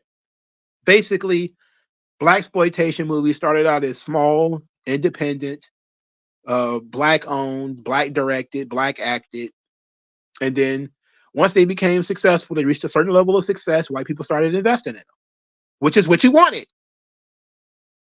This is what you wanted, because now your actors can make more money. Now they have more opportunities because more people are investing in them. More people can see them. You can't want growth and control at the same time. It just won't happen that way. So I understand what he was trying to go with that, but eventually, if you are successful in any endeavor, you want people to invest in your work. It's a passion project and it's art and all that. Yes, I understand that. But ultimately, you want to be able to pay your actors more. You want to be able to pay your directors more. You want to be able to have more money to run more movies. So to do that, you're going to need more investment. It is great that black people are going to watch these TV shows and all this kind of stuff with black actors and stuff in it. But what's the content going to be? Look at G Unit Brands. You got black movies. A lot of it's not independent because, you know, a lot of it is partnered with stars and all that kind of stuff. But 50 Cent has a lot of money. He can do whatever he wants. He chooses to do more power, more BMF, more power, more BMF. That's just what he wants to do, man.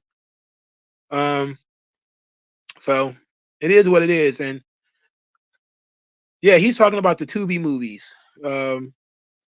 And you know how poorly acted the Tubi movies are and everything, and how they're just basically passion projects, and they look shitty and they're full of stereotypes and all that kind of stuff.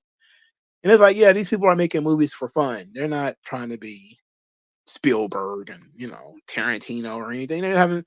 I don't watch those fucking movies. It's like I don't read Zane novels. You know, I don't. I don't engage with trash. You know, like not on purpose. Like I like black exploitation movies. Some of them are not that good. I still may find them entertaining. But I'm not going to engage with something that I think is trash. And I look at it like, oh no, this looks like trash. I'm not going to be bothered. Like it took me forever to watch I Got the Hook Up. It took me forever to watch that movie.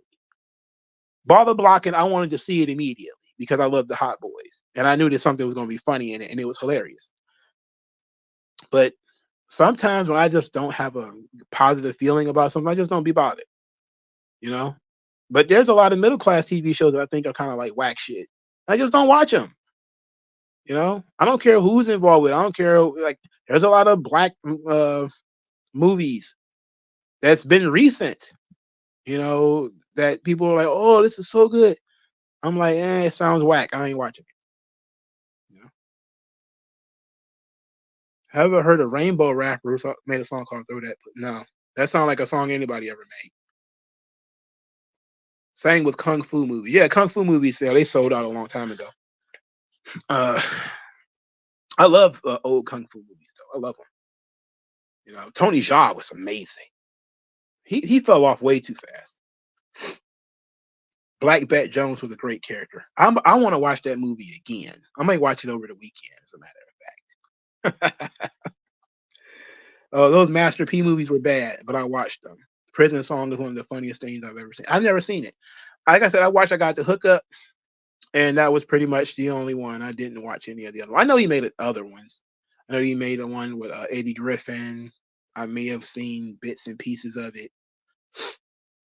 But a lot of the, like when Rockefeller made movies, like I watched First State Property, Second State Property. The so crazy. We're talking about hip hop again. We talked about Boys in the Hood earlier. We went from rappers being in movies because they inspired them, like Boys in the Hood, or you know, and stuff like that. Things that were inspired by hip hop and gangster rap culture, to gangster rap culture making movies. That was 10 years. I think Baller Blocking came out in what, like 2002, maybe 2001. 10 years before that was like Boys in the Hood. You know, have I ever seen Boss Nigga? No, I have never seen that. I can't find it anywhere. I want to watch it though. I'm gonna get around to it eventually. I saw some. So I'm not that upset about gangster rap culture and all that kind of stuff. I mean, capitalism pushed it forward as it should have. It's going to die on the vine as it should. People who are going to enjoy it are going to enjoy a lot of the old stuff, when everything sounded unique and everything sounded fresh. And these kids today are not going to get the full experience. Again, a lot of them, like, man, I'm telling you, it's a wonder to grow with the genre. And I feel like I jumped off as the genre was dying. But the first time you go from hearing something like Big Daddy Kane to hearing like MC Hammer, to hearing like Tribe Called Quest, to hearing like EPMD, to being snatched all the way out west to hearing DJ Quick. And then you hear the Ghetto Boys, and then Bone Thugs and Harmony, and then Twista. And you're like, wow. And then all of a sudden, there's Outkast, and then there's Nelly, and then there's Ludacris, then Mike Jones. And you're like, wow, UGK finally gets on. You're like, all the regions are growing, and these guys are becoming successful. Like, there's multi-platinum Midwest artists and multi-platinum West Coast artists, and growing with the genre. And now you're like, for starters, it's harder because everything is streaming. But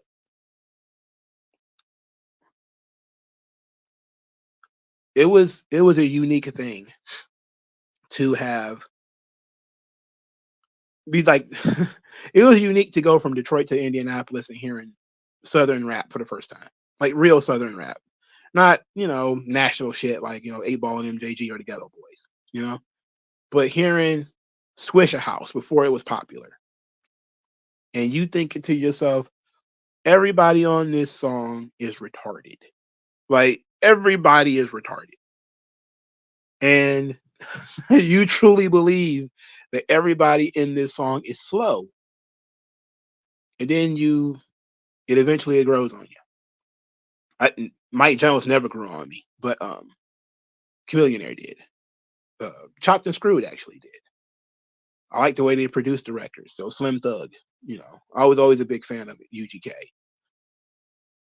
But you become to appreciate it. I never came to appreciate Memphis though. Memphis sucks. I say that every time. People don't understand it. I hate rap from Memphis. I really do. I don't like it. I don't like nobody from Memphis. That's the one major city that makes rap music, and I'm just kind of like, why? Other than that, everybody else, I at least got somebody I listen to. Something. But Memphis, no. Memphis, no way.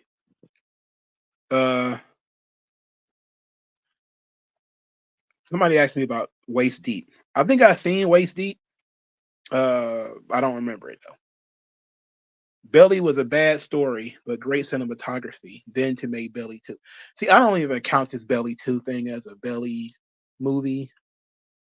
I'd never seen it. All I saw was the promotional stuff with the game in it, and I was like, I don't like that. Nobody, I don't think anybody from the original was involved. So how was it and most of those dudes were still alive. So it's like an all new, all created thing. That sounds terrible. But yeah, Belly, it seems to be a beautifully shot music video with no real reason to exist. But it was fun, you know? And then you had rappers who hit it right out of the park with Paid in Full. You know, Paid in Full was tremendous. You know Triple Red. I know all new rappers. No, I don't know who Triple Red is. Who sounds like a snitch. So I'm kidding. I'm kidding, of course. Yeah, Belly didn't have a reason to exist, except for to launch the acting career of DMX, who and Nas being one of the worst actors of all time, which is extremely humorous to this day, because all Nas had to do was be Nas in that movie. He still was very stiff. And T-Boss sucked in that movie too. She was really bad. It's all bad. But Paid in Full was tremendous. Because Cameron got to be Cameron in that movie. And I think Cameron, that I said his name, he's a perfect encapsulation of what I was saying before. Like, you listen to the song Killer Cam. And he says, I'm from where Nicky Barnes got rich as fuck. Who am I to fuck tradition up? So they already telling you, they just mimicking what they grew up with. He's not old enough to have seen Nicky Barnes. Clearly he's not that old, but he's old enough to know the story, to have heard the hood legends of Nicky Barnes, and basically take that story, take bits and pieces of it, and add it to his own persona and create, Killer Cam. That's what he was doing. You can blame the record labels for that. Blame the record labels for Nicky Barnes? No, you can't blame the record labels for Nicky Barnes. Also, Bone Thugs and Harmony made a song called Down 71.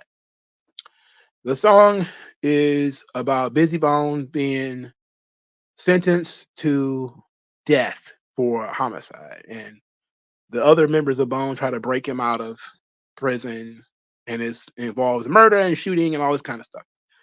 If you listen to Down 71, and then look up George Jackson, Soledad brother, you'll read about this Black Panther named George Jackson who wrote, what was it? The letters from some prison. Not Folsom. It was from some prison. His brother, Jonathan Jackson, 17 years old. 17 years old, shot up a courtroom trying to free his brother. So again, when you say you're blaming gangster rap music, understand a lot of that stuff is absolutely Law and Order, right from the headlines. If you didn't know the story of George and Jonathan Jackson, you didn't get Bone Thugs and Harmony Down 71. You didn't get it. It's just a song to you. But if you know the story, it's different. It's different. So I wonder why. Why did they choose to do that? No, there's no way of knowing. Maybe I'll ask Crazy Bone one day on like a Instagram live or something. What the inspiration for Down 71 is, and maybe he'll say it was Soledad brother, George Jackson. Maybe he won't. Who knows? But I don't think it's fair to blame rap music for the moral shortcomings of an already nihilistic people who already don't care, who are already materialistic, chasing money and fame, people who don't have anything, people who are recruited because they don't have anything, people who are willing to do whatever for money, who are okay with people doing whatever for money. Part of the reason why hip hop has become so successful is because we have allowed it to be okay that whatever for the money. It's a black thing. Rob, rape, kill, sell dope, bootleg, commit fraud, whatever for money. It's all fine. It's fine. We have lionized criminals in our community for who knows how long, from Nicky Barnes to Frank Lucas to Bumpy Johnson to Big Meech. Free Big Meech, by the way. Everybody's running around yelling, from guys like Jacob the Jeweler, who was, he was what he was, to actual, hard criminal. Nobody ever said, hey, maybe Big Meech bitch ass needs to be in jail. Has a rapper ever said that? No. No. No. You wouldn't want to live next door to that Negro. But because we've lionized that stuff. I want to end on this. Because Jason Whitlock did his 3 days of talking about rap music. He talked about Tupac. I want to talk about Tupac a little bit. People don't like when I talk about Tupac. I'm just going to put something out there. I want you to look up a guy by the name of Leonard Bernstein. Leonard Bernstein is an American composer. He was a teacher. He was on television. He was famously a part of popularizing West Side Story. Very, very popular Jewish gentleman from New York. Son of German Russian immigrants. Yep. In the late 1960s, early 1970s, Leonard Bernstein gets caught by a journalist by the name of Tom Wolfe. Tom Wolfe infiltrates Leonard Bernstein's mansion and finds out that Leonard Bernstein is hosting the Black Panthers at his house. This is shortly after the 21 Black Panthers have been arrested for threatening to blow up a department store because the department store is racist. And he's holding a fundraiser for the Black Panthers in his home. So he's got this multimillionaire white man, Jew, is holding a charity event for suspected terrorists in his home. Tom Wolfe finds out, writes his article called Radical Chic. It's not much at all about the outrage of Leonard Bernstein being involved with the Black Panthers while they're on trial for basically terrorism, wanting to bomb a building. So he funds their defense. He helps fund the defense. There's a lot of rich people there, by the way. There's a lot of rich people at this Leonard Bernstein, function. Much like the Diddy parties, right? I don't know if there was a lot of sex and stuff. It seemed to be like very, very high class people who wants to mix it up with the lower class because they find these people interesting. They find them fascinating. All these rich white people, they find Black people fascinating. They find, the revolutionary types, they're so interesting. You spice up their lives are boring. You're out here in the streets getting into fights with the man. They want to hear about it. Leonard Bernstein has this charity event for the Black Panthers, the Panther 21. Now, what if I told you that one of these 21 Black Panthers that beat the case was Afeni Shakur? What's the likelihood that Tupac's mama had a white Jew benefactor in the entertainment industry, and her son, even though she's dead fucking broke and obviously on drugs, manages to get her son into a theater school, moves him from, was he born in New York to Baltimore, from Baltimore to Atlanta, and from Atlanta to Los Angeles, where he becomes a rapper, and a very famous one at that. Now, Leonard Bernstein died in 1990, so we don't know. I'm just asking questions. But what's the likelihood that Afeni Shakur would have friends in very, very, very high places in New York entertainment media, and her son ended up being famous. What's the likelihood? What's the likelihood? Now, I'm not one of these people that, Tupac is an industry plant. Nah, I don't know about that. I don't know about that. I do know that his first two albums sounded a lot different from the last two before he died. I don't know too many people who start gangbanging at 24. I don't know too many people who get into that. He was left to rot in prison, by the way, by Jimmy Iovine and Interscope. They didn't give a shit about Tupac because he wasn't selling no records. They didn't care. All right.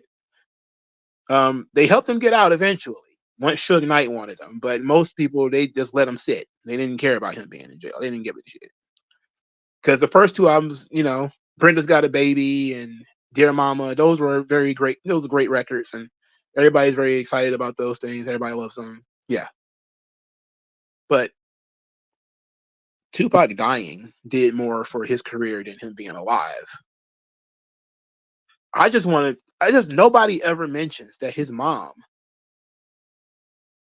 benefited greatly from upper class white people freely giving their money to help her beat the case that should have kept her in prison for who knows how long. Now, and we don't know, I can't prove that they were still in contact afterwards, but I would imagine they were. Why wouldn't they be? But this is what I've been saying before about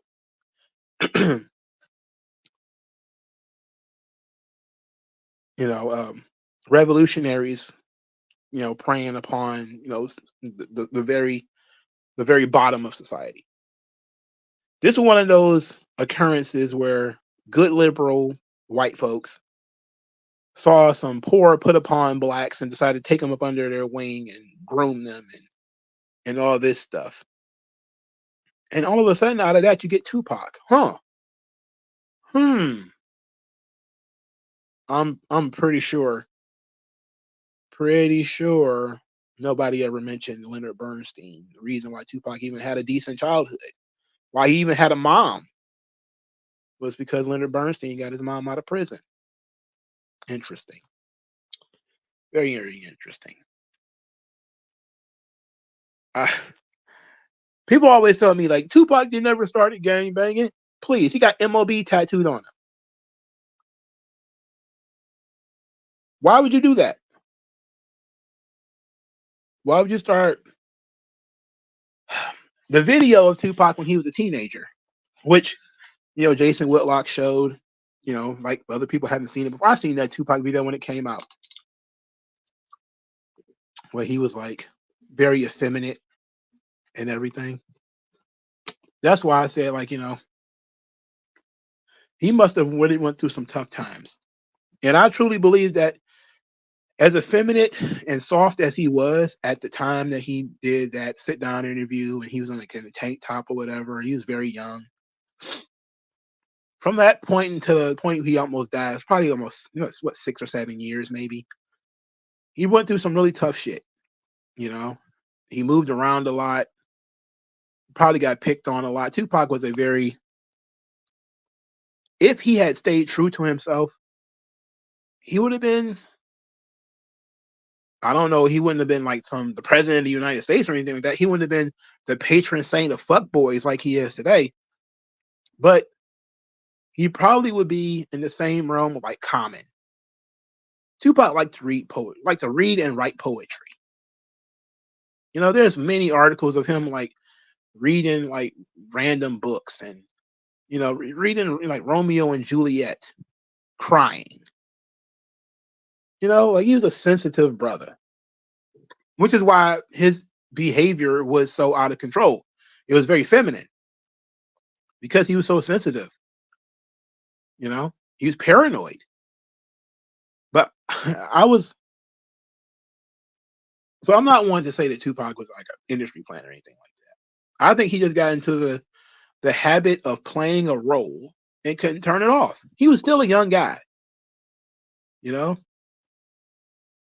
But Suge Knight wanted a certain image, and gangster rap existed when Tupac was coming out doing all his Black Panther stuff. He didn't go that route, but then he did eventually, and it wasn't believable. I didn't believe anything Tupac said. I always found a lot of the other things that he made, some of his more introspective songs, I always found those to be more interesting, you know. But I never saw Tupac as being hard. He always felt like a guy who barked a lot to me. He made a lot of noise. But I don't think that what happened to Tupac is a conspiracy either. I mean, it's really simple. Him and a bunch of other dudes jumped some guy in a hotel. Those dudes spin the block, caught him slipping, and shot him. There's nothing too deep about that. You don't need the FBI, the CIA, or the police to do that. The guy didn't die when he got jumped. He got stomped out, but he got up and he just laid in wait. It was that simple. What more? Whatever. you know. But yeah, Tupac is not believable to me. I don't know if I'm going to say he's an industry plant and all that other shit. If Tupac had never met Suge, he probably would have been a completely different person. He might have still been loud and brash and all that, because that part of his personality was coming out. He was probably feeling a little bit more confident. But a lot of the other stuff that he was doing, the disrespect that he was doing to people and stuff like this, probably wouldn't have happened. Because you didn't hear too many stories about him doing that stuff when he was like in high school and shit. When it would have made sense for him to be raucous and out of control. But also, some of his friends, Michael Eric Dyson wrote a book on Tupac that's absolutely very good. I got it on my shelf if I remember correctly. I don't know if I let somebody borrow it and never got it back. I don't know what's going on. But he wrote a book on Tupac that was actually pretty good. And one of the things in it, that Tupac was an alcoholic. And that was part of why his behavior was so weird, is he was constantly drinking and constantly smoking, and people believe that he was maybe self-medicating from some other issues that he might have had. He was a person. He was only like 24. The guy didn't get to live a long life. I wish that Tupac had stayed true to himself. I always say that. I always wish he had stayed true to himself. Been the brother who likes poetry, who likes the theater, and stayed in that lane. He'd still be alive. People be calling him corny and all that shit. He'd be like Will Smith or Common or somebody like that. He wouldn't be what he is now. He became the martyr for the hip hop industry. He wasn't the only rapper to get killed. He was like the only one to get killed while he was already at the top. So highly unfortunate. But consider for a moment that he would not have been in the position he was in if his mama would not have been friends with, or friendly with, or had friends who were friendly with extremely white liberal Jews in New York. There that go. And when you start talking about, Jerry Heller finding Eric Wright and taking him under his wing, creating Ruthless Records, it happens, don't it? And to mention the Jews a little bit, because I don't think I don't want people to think that this thing is a bad thing. The Jews have done quite a bit for black people. They really have. A lot of times when a black person finally gets through in an industry, it's usually because a Jew opened the door for them, you know? And they usually have helped them. The NAACP, I believe, I think a Jewish man started like the Harlem Globetrotters. There's a lot of really positive Jewish influence on Black America. But then there's the music business and the television business, where, yeah, there were Jews who helped get Black actors on television, and maybe it was a little stereotypical. Same thing with the TV show, with the music, maybe. But typically, I think that the relationship has been good. Now, you should be able to tell the truth. You should be able to tell the truth, and that Jews do use Black people as a wedge issue. They do. You got to give a little to get a little, brother. When they trying to attack white people, because Jews sometimes don't think themselves as white, they would use Black people to do it. They'll, put a Black man there or a Black woman or whatever and use them. But it is what it is. Candace Owens got fired. That was funny. It was inevitable, though. All right. 2 hours. Woof, this video very long. Thank you guys for your time. I'll talk to you guys later, man. Peace out. And I'll see you guys on the next one.